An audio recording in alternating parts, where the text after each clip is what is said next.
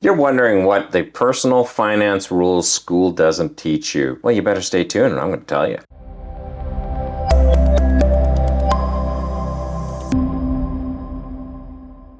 Hey, Frank Thomas here from Wealth Generation Strategies, and today we're going to be talking about everybody's favorite topic, I'm sure. Personal finance rules school doesn't teach you, and you need to learn them. It is that critical. Now, I'm going to be straight up with you. School doesn't teach you a lot of things that you really need to know if you want to be financially independent. What school teaches you is outdated information. Now, I'm not saying school is bad. I think getting education is good. But just as you would take advisors into your life, business advisors, personal advisors, you listen to what they have to say, and then you decide what are you going to use and what are you going to discard. That's really important. You just don't take what somebody says as gospel. What I'm telling you, don't take it as gospel. Take it, review it, and decide what you keep and what you discard. Very important here. There's rules that are personal finance. I call them personal finance rules, and it's nothing here is rocket science, but these are things that are not taught, because let me teach you what school teaches you. And unfortunately, I feel it's a bit self-seeking for the schooling system. And I'm just saying that. I'm going to upset somebody when I say this, but it is what it is. School teaches you to get a good education so you can get a good job and make good pay. Well, that's a part of the equation. I don't disagree with that. It's only part of the education. It's like being shown that you got to put a parachute when you jump out of a plane on, but you're never taught how to use the parachute. You need to be taught the rest. Why I say it's a bit self-seeking is I see students with huge financial debt from student loans, hoping that when they get out, they'll have a great job and they'll come in and they'll make $1 billion a year. And they are absolutely stunned when they make nothing. They make like next to nothing. They make more than minimum wage, but not much more. I remember my kids, when they started out in the industry, they were like, I worked that hard and went to school and I paid that much money and that's all I'm making. There's something wrong here, Dad. Yeah. You're right. So that's not the whole equation here. And I want to give you some hope here. Let me tell you the rest of what personal finance rules you need to understand the school just doesn't teach you. Let's get into it. First off, I've touched onto it in an earlier video this week, and make yourself worth as much as you can during your daytime hours. That's really important. You continue to get an education. Now you say, Frank, you just said to me that, oh, it's a scam, this whole education thing. That's what it is, but it's not. You got to take things and look at the whole enchilada, so to speak. You need to get more education and work hard towards becoming worth more, because you want to make your daytime hours worth as much as possible. The second thing is you want to make sure that you learn how to manage your money. Now, you don't need to become a budgeting guru. There's a lot of people who hate the word budget, and I'm not going to say budget again, hopefully in this video. I don't know if it's possible, but I'm going to try. But what you have to do is you have to learn to balance your expenses and your income. You have to take an active role. A lot of people call it a zero-based budget. I know in Japan, they're big on zero-based budgets. I'm really big on them. The whole idea behind a zero-based budget is you have intent behind your money. You know that a certain amount of money is going to come in every payday. So you say, hey, I have $2,500 coming in at payday. What am I going to do with it? And you allocate the money. I'm not going to say the B word. You allocate the money to what you want it to go to. And you make sure one of the allocations is you pay yourself first. They do not teach you this in school. Shame. Make a line item. It's so hard not to say the B word.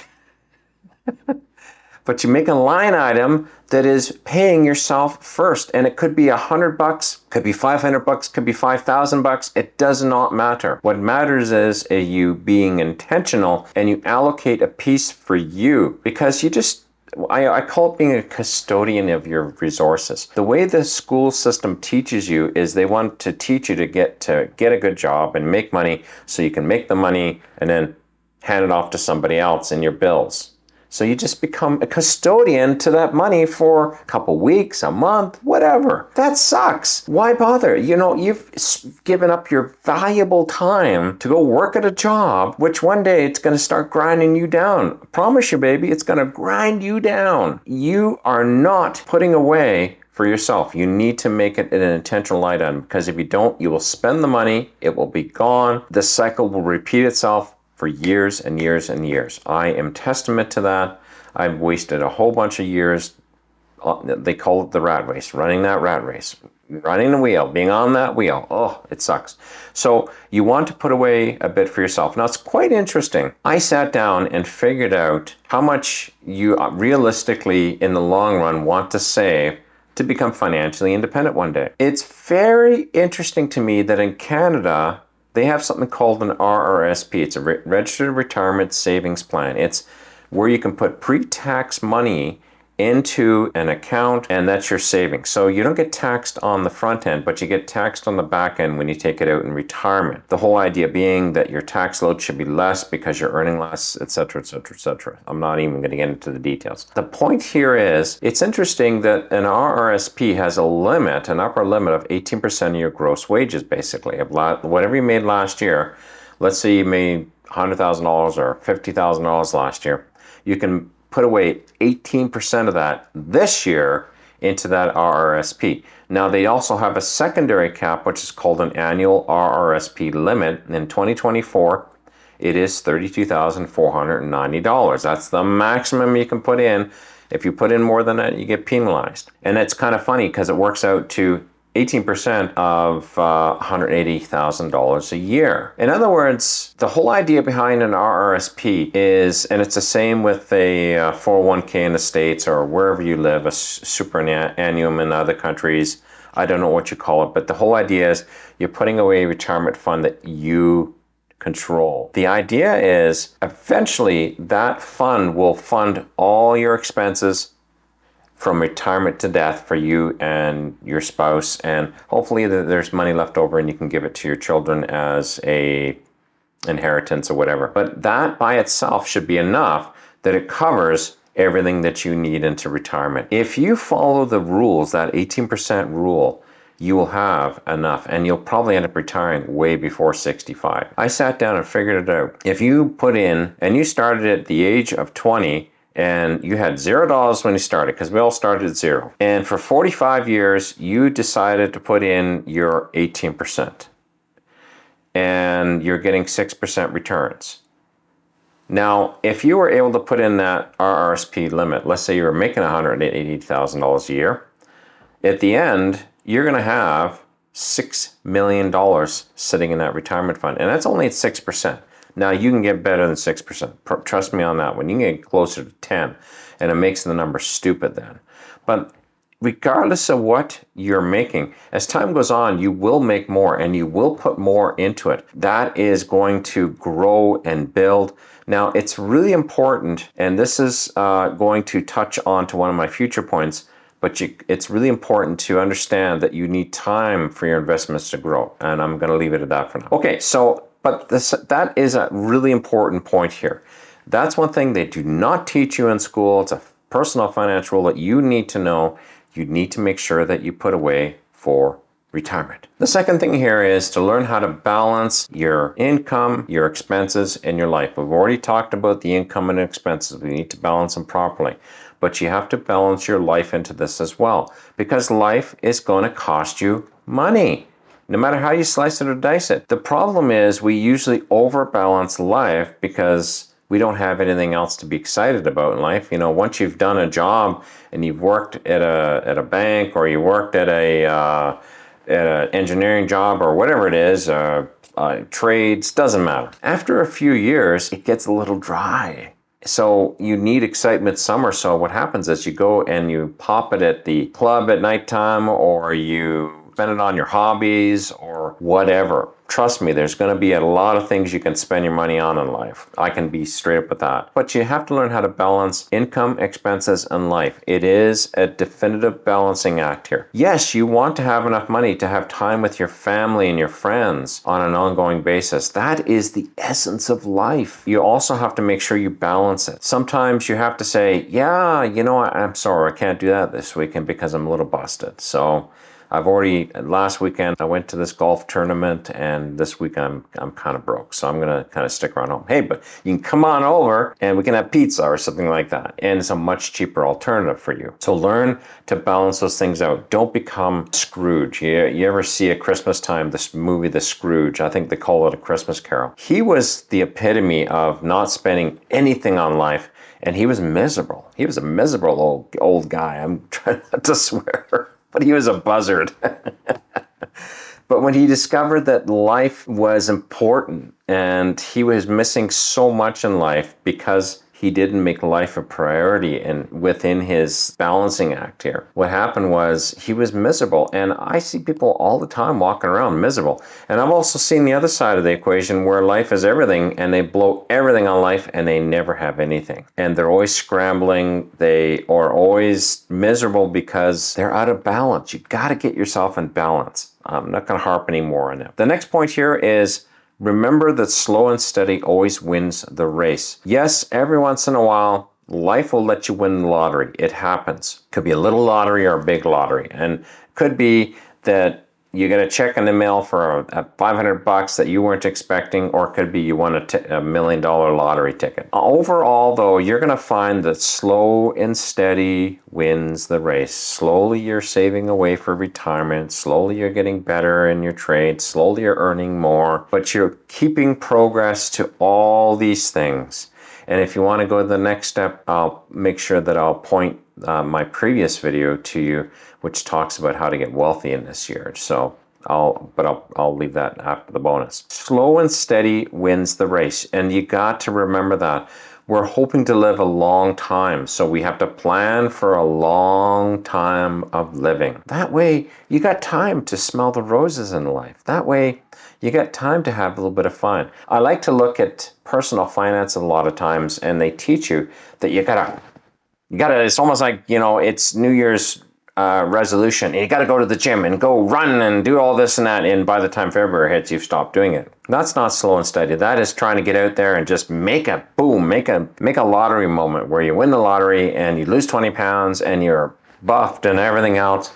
The truth of the matter is slow and steady always win the race. Whenever you look at a weightlifter, you ask them, how long have you been lifting weights? Oh, I've been lifting weights the last 10 years. And this is why I look like this. I look like Arnold.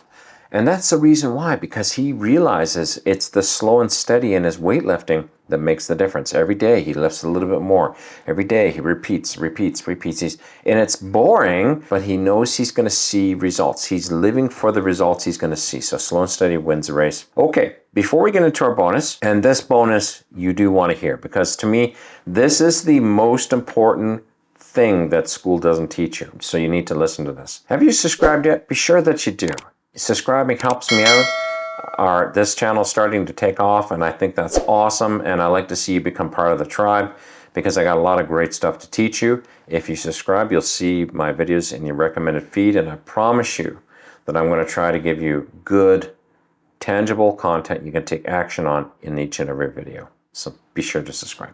Hey, let's get into our bonus here. And as I promised, this is really important, and it ties into everything else we've done. They all tie together. They always do. They always all fit together into the same box. If you ever have something that doesn't seem to fit into the box, you have to review that because it's probably not the right thing to do. Just side hint. So as to our bonus though, compound interest is the 9th wonder of the world. Plain and simple. I have seen study after study after study that shows people who have put away less but for longer periods of time have way more saved than a person who just, let's say 10 years later or 20 years later, just tries to put in as much as they can and they never catch up to the other guy. I was watching a video one time that was talking about different investors, and even though some investors did better on an annual basis in returns, they never could catch up to the big investors who did extremely well because they've been doing it their whole lives. They had that element of time and compound interest on their plate.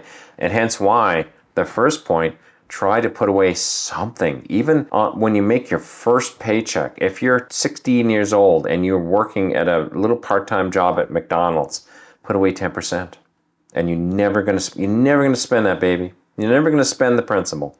You're going to spend the interest one day, but never the principal. That simple 10%, let's say every paycheck you're working at McDonald's, you put away $50. When you turn 65, 45 years goes by, that $50 could be worth $500. And I'm dead serious. It is that ludicrous. Compound interest is, I call it a superpower. So you need to take that superpower. Now, compound interest is tied very close to how much time. What is your time frame? If you have a long time frame, you got a lot of time to let that money go boom, boom, boom, boom. Now, why is compound interest so stinking powerful? The reason why is what happens is you start out with, let's say you start out with a small amount here, okay? Now, over a year, it's going to gain a little bit of interest. So it's going to get a little sliver of interest here. My screwdriver is the interest. Now, next year, you're going to make interest, or you're going to make interest on this amount. Not on this amount, but on this amount, this whole amount here. So what happens is over time is this will go bigger and bigger and bigger and bigger and bigger and bigger. And that's how it works. And you're adding into it on a monthly basis. I'm watching my investment account earn me hundreds of dollars a month now, every single month. It's crazy. When you look at it, you kind of go, that's cray-cray. Like it earns close to, I would dare say, between $700 and $1,000 a month just in recurring returns on my investments. And that's not even looking at financial gain on the actual stocks I bought. That is just on the dividends on the stocks or the dividends on the ETFs I've purchased in my portfolio. Eventually, those are going to be earning me thousands of dollars a month and tens of thousands of dollars a month. That's what I'm shooting for. There's one YouTuber that I follow. He's another Canadian bloke. His portfolio is sitting at about $1.3, $1.4 million. And he puts away over $20,000 a month in dividend payments into his bank account every single month. I'm in. So I hope you've enjoyed this video. I hope you've learned a few things that you might not have learned in personal finances in school. Take those things. They are important, but also build your education in these areas. And if you want to be able to even make more money and get rich this year, be sure to take a look at the video that's showing right now. I think it's an awesome video, and it's what I do and I know works. So hopefully you can do it, and I can get reports one day from you saying, Frank, that was awesome, because now I'm a millionaire. That's what we want to do, baby. Okay, I hope you've enjoyed this video. This is Frank Thomas signing out for now. If you go to the other video, we'll see you there, but otherwise have a wonderful day. Bye-bye.